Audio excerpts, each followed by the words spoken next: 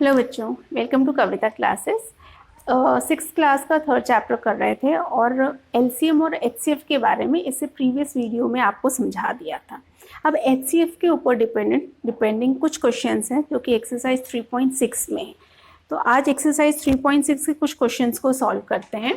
जैसे एक्सरसाइज 3.6 में जो फर्स्ट क्वेश्चन है वो है कि निम्नलिखित संख्याओं के में से ज्ञात कीजिए। तो में से यहाँ पे क्या आएगा, आपका हाईएस्ट कॉमन फैक्टर आएगा। फर्स्ट क्वेश्चन एक्सरसाइज फर्स्ट का जो ई भाग है, ई वो देखते हैं हम लोग 36 एंड 84। ठीक है, 36 एंड 84 इसका हमको क्या निकालना है, में से। ठीक है, हाईएस्ट कॉमन फैक्टर HCF निकालना है। कैसे निकालेंगे HCF, आपको बताया था 36। पहले इसका गुणनखंड कीजिए, 2 में चला जाएगा, कितने में, 1 18, फिर 2 में चला जाएगा 9, 3 3 और 1, फिर 84 का कीजिए, पीछे 4 है, 2 में चला जाएगा 42, फिर 2 में चला जाएगा 21, 2 + 1 3, 3 में चला जाएगा 7 7 एंड 1। दोनों नीचे जब तक 1 नहीं आ जाए तब तक हम लोगों को इस क्वेश्चन को करना है। अब एक साथ लिखिए, 36 को लिखिए 2 × 2 × 3 × 3 और 84 का लिखिए 2 × 2 × 3 × 7। अब इसके अंदर देखिए हमारा HCF क्या हो जाएगा, कॉमन फैक्टर निकालना है। वो संख्याएं लेनी है, वो फैक्टर्स लेने हैं जो कि दोनों संख्याओं में आते हैं। 2 आ रहा है, एक बार लिख दिया और एक बार लिखेंगे। 2 आ रहा है, एक बार लिख लिया। 3 आ रहा है, एक बार लिख लिया। लेफ्ट आउट कोई भी कॉमन नहीं, 3 इसमें है, इसमें नहीं है, 7 इसमें, इसमें नहीं है। तो यहाँ पे 2 2 4, 4 को 12। तो HCF क्या हो गया यहाँ पे, 12। जो कॉमन फैक्टर है वो हमारा यहाँ पे क्या आ गया, 12। तो 12 वो सबसे छोटी संख्या है जो कि 36 को भी कंप्लीटली डिवाइड करेगा और 84 को भी कंप्लीटली डिवाइड करेगा। इसके अलावा भी और संख्या है पर हाईएस्ट है। जैसे यू टर्न ले रहे थे ना, एक शब्द में बार बार गुणनखंड करवा रहे थे, उसमें एक शब्द बोलते कि बस यहाँ तक आ गए, अब इसका यू टर्न लो, तो वो जो यू टर्न वाला पॉइंट है वो यहाँ पे 12 हो जाएगा। अब एक क्वेश्चन और करते हैं। सर बेटा गुणनखंड निकाल लें, गुणनखंडों के बारे में आपको पूरे के पूरी वीडियोस मिल जाएंगी। एक क्वेश्चन और है, आई करते हैं इसमें। ये है 1854 और 1854 और 81, तीनों का कर लेते हैं। अब इसमें कैसे करेंगे, सबसे पहले 18 का 2 में चला जाएगा, 9, फिर 3 में, फिर 3, फिर 3 और फिर 1 लास्ट में। 54 2 में चला जाएगा, 2 और 14 7 27, फिर 2 में नहीं जाएगा, सॉरी, फिर 3 में देखिए चला जाएगा, 7 प्लस और 3 का पहाड़ा आता ही अपने को, 9 3 3 3 और 1। फिर 81 में पीछे 1 है, 2 में नहीं जाएगा, 3 में चला जाएगा, 8 + 1 9 होता है, 9 में भी चला जाएगा, पर हम अभाज्य गुणनखंड कर रहे हैं इसलिए संख्याएं ऐसी लेंगे अभाज्य वाली। 9 में जाएगा तो कितने में, 2 में और 21 7, फिर 3 में चला जाएगा 9, फिर 3 में चला जाएगा 3, फिर 3 में चला जाएगा 1।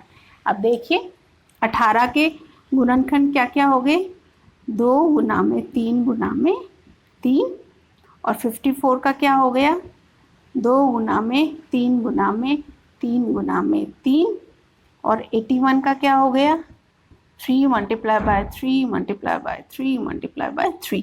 बेटा 1 लिख भी सकते हो, पर एनी नंबर मल्टीप्लाई बाय 1 तो 1 ही होगा, इसलिए 1 को हम यहाँ पे अवॉइड कर लेते हैं।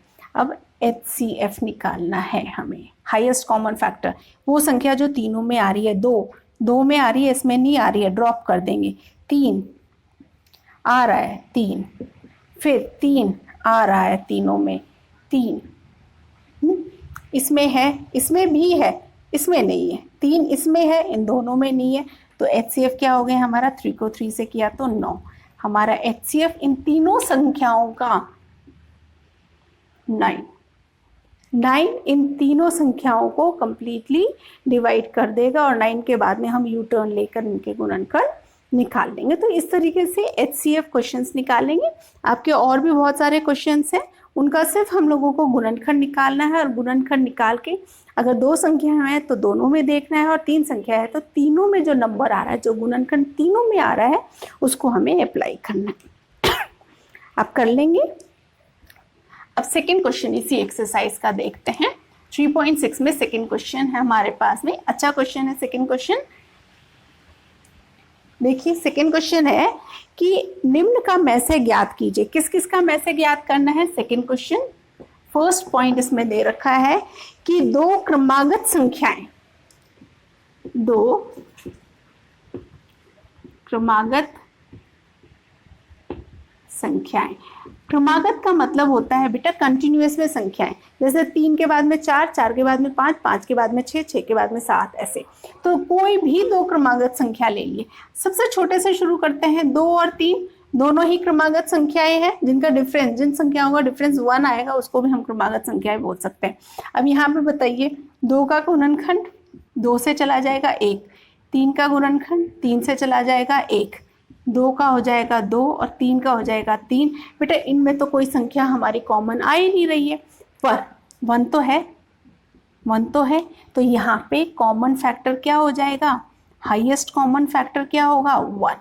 इस संख्या का हाईएस्ट कॉमन फैक्टर हो जाएगा जब 2 क्रमागत संख्याएं दे रखी हैं, उनका कोई भी गुणनखंड अगर हमारा सेम नहीं है तो जो 1 है वो तो सबका ही फैक्टर है, 1 तो सबका फैक्टर है, तो 1 इसका HCF जो है वो 1 हो जाएगा। ठीक है। अब दूसरा इसमें पॉइंट क्या है? 2 क्रमागत सम संख्याएं। देखिए 2 क्रमागत सम संख्याएं। सम संख्याएं कौन सी होंगी? जो 2 से डिवाइड हो रही हैं संख्याएं, जो संख्याएं 2 से डिवाइड है और वो भी क्रमागत होनी चाहिए। मतलब 2, 4, 6, 8, 10, 12, 14। तो 14 के बाद में क्या आएगा? 16। तो 14 और 16 ले लीजिए, 16 और 18 ले लीजिए, कोई भी संख्या आप ले लीजिए। तो 2 क्रमागत संख्याएं जो हैं, सम संख्याएं, उनका क्या होगा? यहाँ पे 2 क्रमागत सम संख्याएं, इनका में से क्या होगा? जो भी होगा, देखिए 2 और 4 का करके देखिए। तो 2 का गुणनखंड क्या हो गया? 2 और 1। 4 का क्या हो गया? 2, 2, 2 और 1। तो इसका क्या हो गया? 2 का हो जाएगा 2 मल्टीप्लाई बाय 1 और 4 का हो जाएगा 2 मल्टीप्लाई बाय 2 मल्टीप्लाई बाय 1। तो क्या हो गया? यस 2।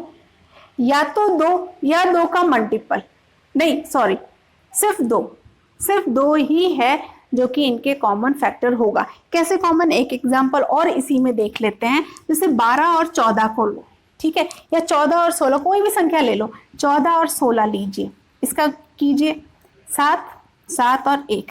16 का कीजिए 2, ये आ गया। इन दोनों में कॉमन फैक्टर क्या हो गया? 14 का क्या हो गया? 2 मल्टीप्लाई बाय 7 और 16 का हो गया 2 गुना में 2 गुना में 2, क्या आ गया? 2। तो हमेशा 2 क्रमागत सम संख्याएं, इसका क्या हो जाएगा? HCF क्या हो जाएगा? इसका सदैव 2 ही रहेगा। इंपॉर्टेंट, 2 क्रमागत संख्याएं हैं, उनका HCF क्या होगा? 1 होगा। इंपॉर्टेंट।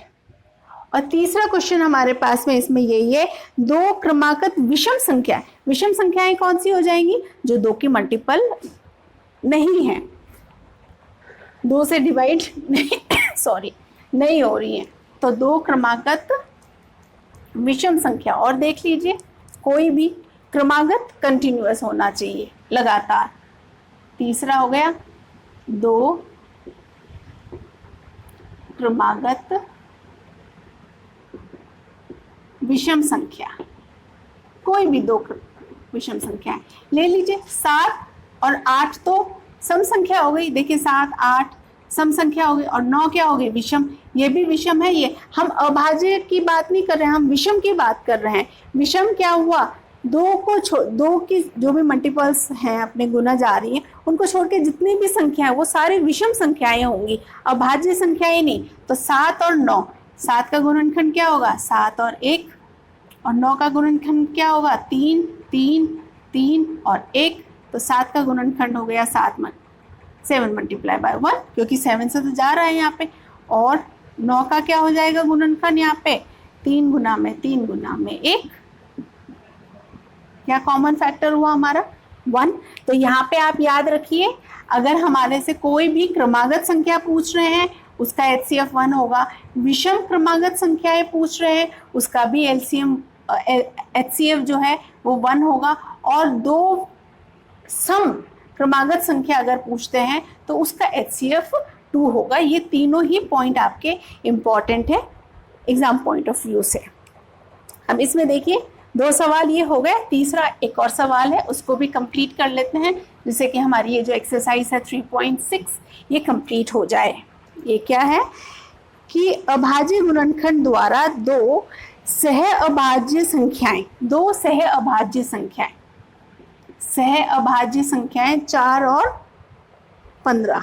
देखिए क्या है ये सह अभाज्य संख्याएं, को प्राइम नंबर्स में क्या बोला था, क्या बोलता है इनका कॉमन फैक्टर क्या होगा को प्राइम नंबर्स का, जो 1 है बस वही इनका कॉमन फैक्टर होगा। तो आपको पता है कि इसका गुणनखंड 4 का गुणनखंड क्या होगा 2 2 2 1, 4 का गुणनखंड हो गया 2 गुना में 2, और 15 का गुणनखंड क्या होगा 2 में नहीं जाएगा 3 5 5 1, तो 15 का गुणनखंड हो गया 3 5। ठीक है, ये इनके गुणनखंड आ गए। अब इसमें प्रश्न क्या है, चूंकि इन गुणनखंडों में कोई अभाज्य सर्व गुणनखंड नहीं है, कोई भी कॉमन फैक्टर नहीं है, तो है इसलिए 4 और 5 का में से 0 है, में से क्या होगा, क्या में से 0 होगा, नहीं, क्यों, क्योंकि 1 तो है कॉमन फैक्टर। आपको ये बताया था हर संख्या का कॉमन फैक्टर क्या होगा 1। जो अभाज्य संख्याएं हैं उनका भी क्या पढ़ा था, वो किसकी मल्टीपल, उनके फैक्टर्स क्या होंगे 1, एंड द नंबर इटसेल्फ जो है वो उसके अभाज्य वो गुणनखंड होंगे, या वो को प्राइम नंबर्स में भी 1 जो है वो कॉमन फैक्टर आएगा। तो यहाँ पे इस संख्या में हम कहेंगे नहीं, इसका में से हमारा 1 होगा, में से 1 होगा, मतलब प्रत्येक कभी भी में से 0 नहीं हो सकता, कभी भी में से 0 नहीं हो सकता। क्यों, क्योंकि कॉमन फैक्टर हमेशा किसी भी संख्या का एक तो होगा ही होगा, कॉमन फैक्टर एक तो आएगा ही अपने पास में, इसलिए एमएस है जो है यहाँ HCF जो होता है वो कभी भी आपका 0 नहीं हो सकता किसी भी संख्या का। ठीक है, इस तरीके से ये एक्सरसाइज 3.6 यहाँ पे 3 ही क्वेश्चन थे, 3 क्वेश्चन में फर्स्ट क्वेश्चन के 2-3 क्वेश्चन पहले सॉल्व करवा लिए, 2 दिन अब कर लिए हैं, और सेकेंड और थर्ड अभी और करवा दिया हमने।